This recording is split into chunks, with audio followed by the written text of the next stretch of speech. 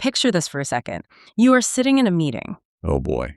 I already know where this is going. Right. It is a Tuesday, maybe right after lunch, so the energy in the room is already, a little bit sluggish. The post-lunch slump. Everyone's just trying to survive. Exactly. You've got your notebook open. You are nodding along to whatever the presenter is saying, feeling pretty good about just flying under the radar. Just minding your own business. Minding your business. And then it happens. The presenter just stops, turns directly to you, and asks a completely unexpected question. The absolute worst night. It really is. They want your take on the project timeline, or maybe your opinion on a strategy you haven't even looked at yet.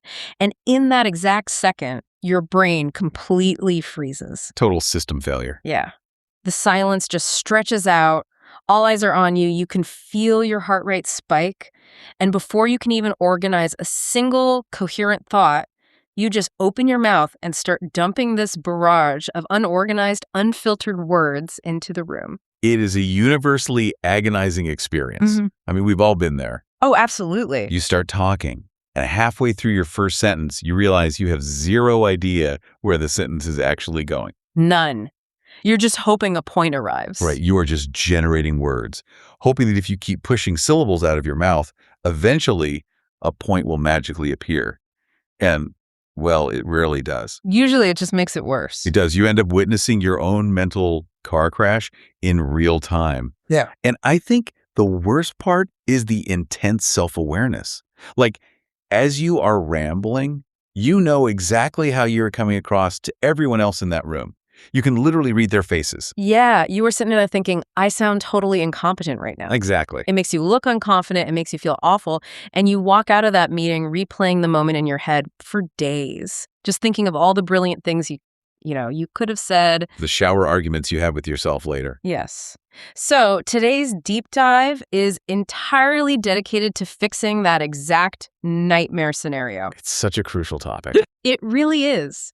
We are unpacking a fascinating presentation by communication skills teacher Vin Zhang. He's brilliant. He is. He recently ran this public speaking workshop down in Sydney, and the insights he shared on this specific problem are just incredible. So our mission today is to figure out the actual mechanics of why our brains panic under sudden pressure. Right, getting to the root of it. Exactly. And more importantly, how a single, surprisingly simple tool can instantly cure the dreaded ramble. Mastering this is vital. Because if you think about it, the vast majority of our communication in life is completely unscripted. Oh, for sure. Most of the day is unscripted. Right.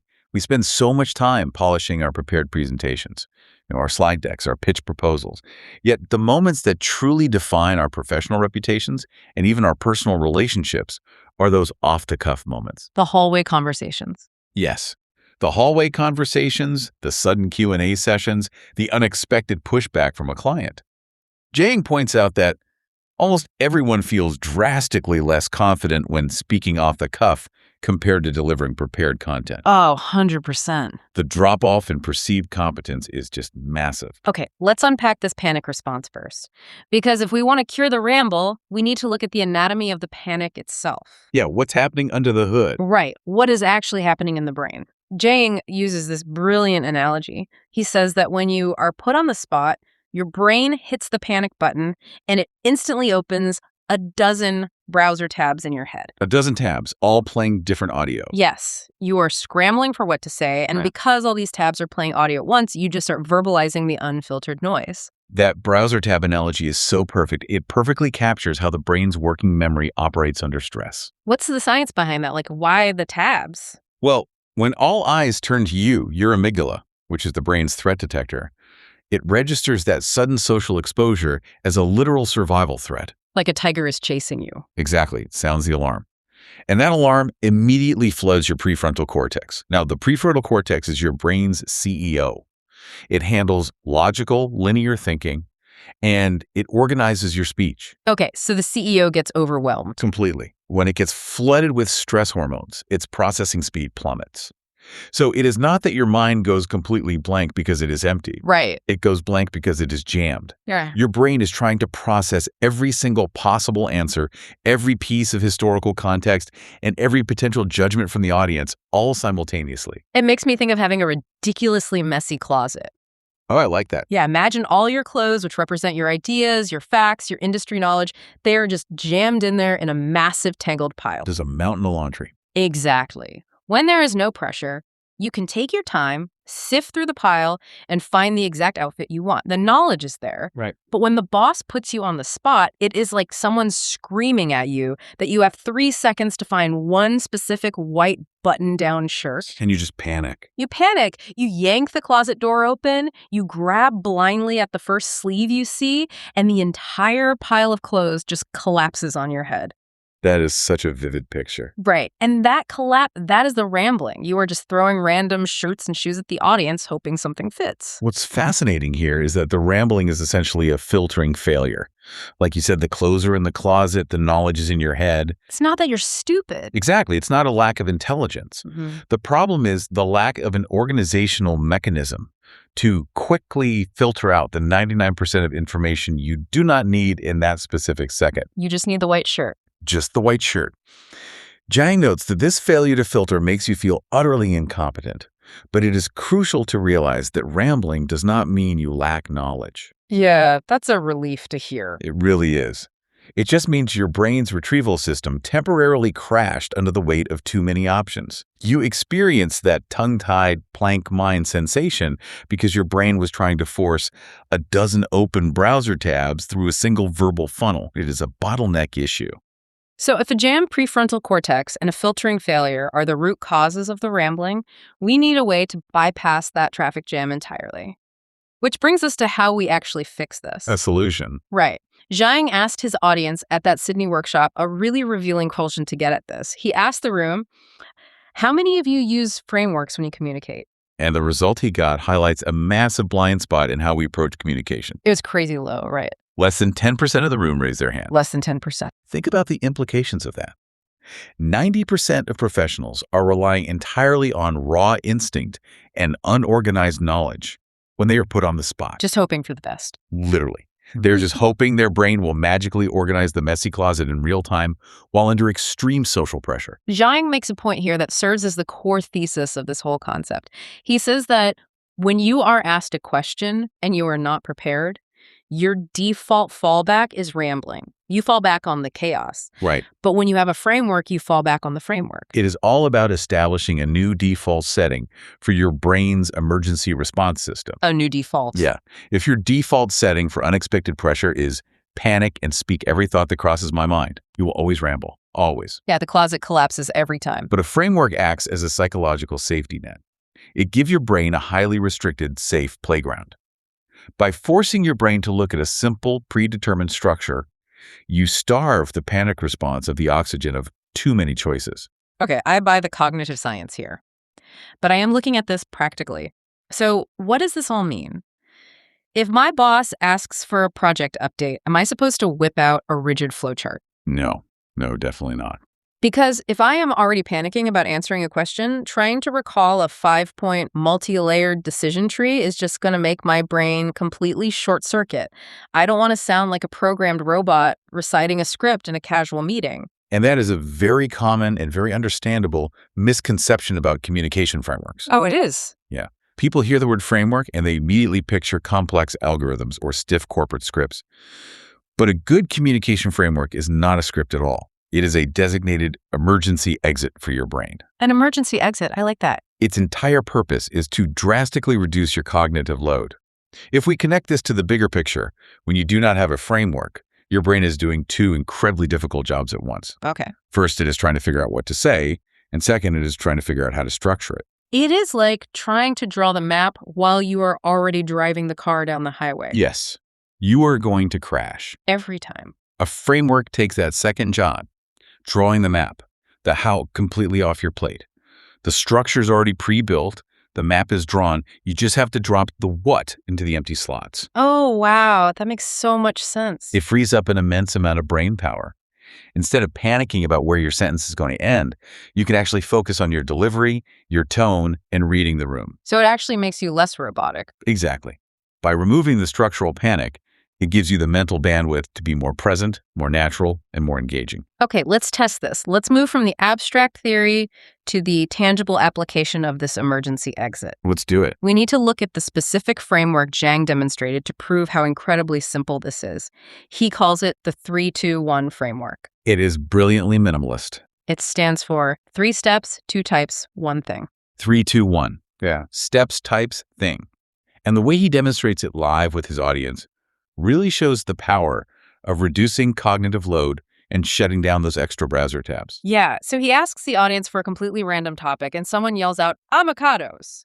Which is a perfect test case. Right. It is mundane, it is specific, and nobody walks around with a prepared keynote speech on avocados. Nobody normal anyway. Exactly. And to really understand why his framework answer is so good, we should probably imagine the chaotic alternative first. Oh, the rambling version. Yeah. If you ask a normal person to speak about avocados under pressure, they don't give a concise answer. They open the messy closet. They say, avocados, well, they're green, and you have to squeeze them at the store, but sometimes they are hard as a rock. Are they ripe yet?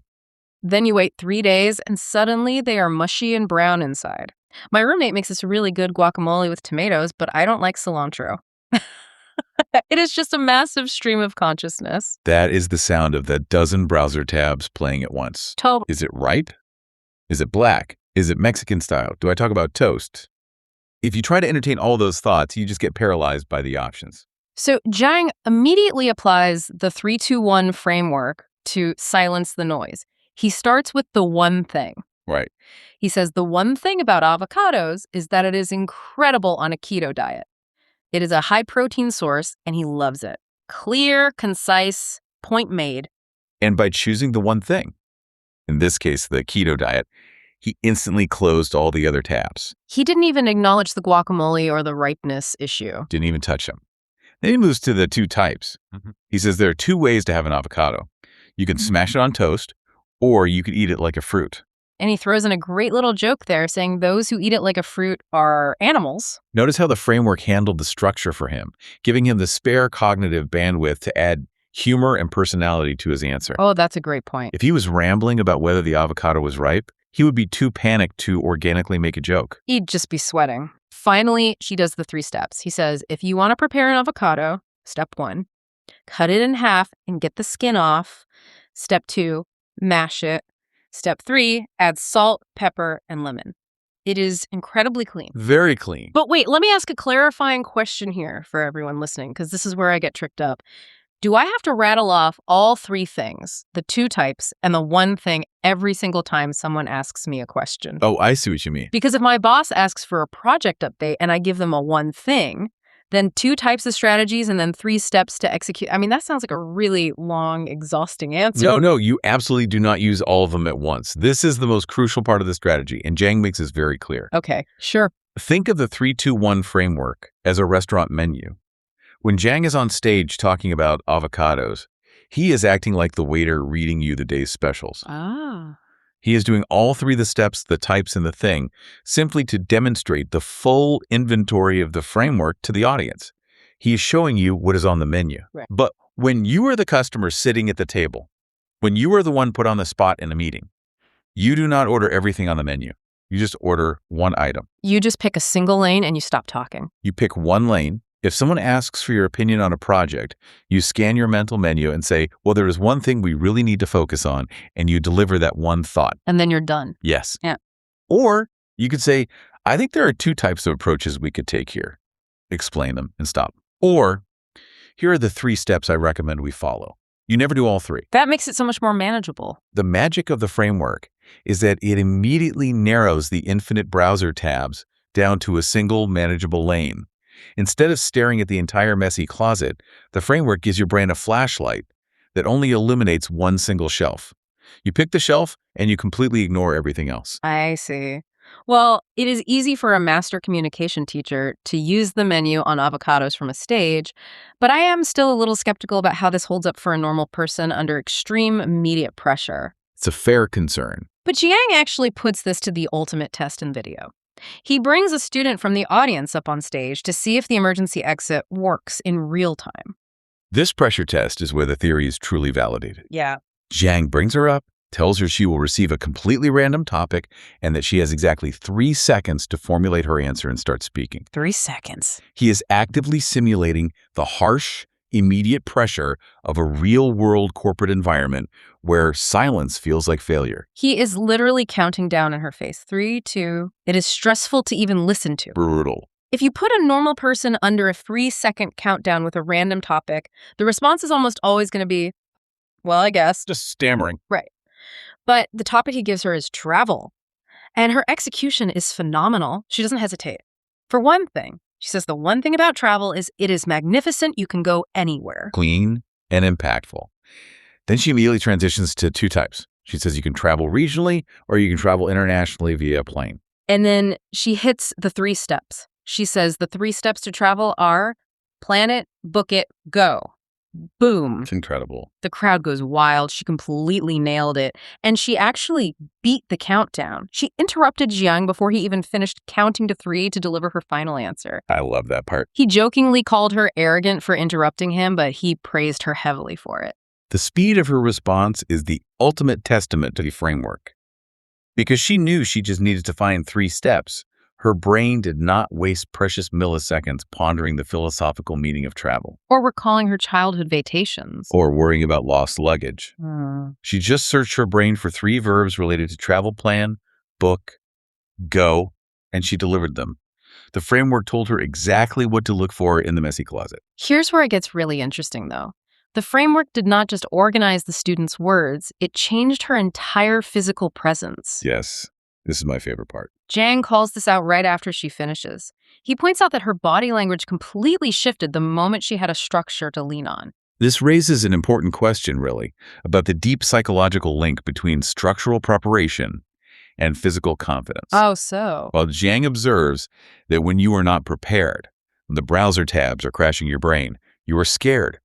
You physically want to retreat. You shrink your shoulders. You mumble. You just want to hide. Yeah, your body language signals to everyone in the room that you are being hunted by the unexpected question. But because this student had a framework, she felt ready. She actually walked toward the microphone. She leaned into the pressure instead of backing away from it. Exactly. When you have that mental safety net, your brain realizes it has a tool to handle the threat. The amygdala turns off the alarm. The panic subsides, and you physically step into the moment. You transition from prey to a person in control. Wow. The framework does not just change the words coming out of your mouth. It fundamentally changes who you are in that moment of pressure. Just having a designated emergency exit for your brain changes your posture. It changes how you breathe. It makes you excited to communicate instead of terrified of being exposed. It's powerful stuff. So, to synthesize this entire journey for you, if you want to avoid the dreaded mental car crash of a panicked mind, you have to stop relying on raw instinct. Stop letting the messy closet collapse on your head every time someone asks you an unexpected question. Give your brain a break. Exactly. Fall back on the 3-2-1 framework. Next time you are put on the spot, visualize the menu. Pick a single lane. Give them 3 steps, 2 types, or 1 thing. It will instantly organize your thoughts, silence the extra browser tabs, and let you regain control so you sound and look totally confident. Such a game changer. And by the way, if you are hungry to explore this further, Zhang mentions in the video that he has a free 2-hour training linked in his video description. It covers the 3-2-1 framework in even more depth, plus a couple of other powerful communication frameworks to add to your toolkit. It's an invaluable resource if you want to eliminate that blank mind feeling for good. But I want to leave you with a final thought to mull over, building off of what we just discussed about body language and confidence. Okay, what is it? Consider how that student in the video physically stepped toward the microphone, leaning into the spotlight when she had a mental framework. Think about your own life right now. What other areas of your life, maybe at work, in your relationships, or when pursuing your personal goals, are you physically shrinking away from? That's a great question. Is it possible that you are stepping back from opportunities, not because you lack the capability, the talent, or the knowledge, but simply because you haven't given your brain a framework to handle the uncertainty?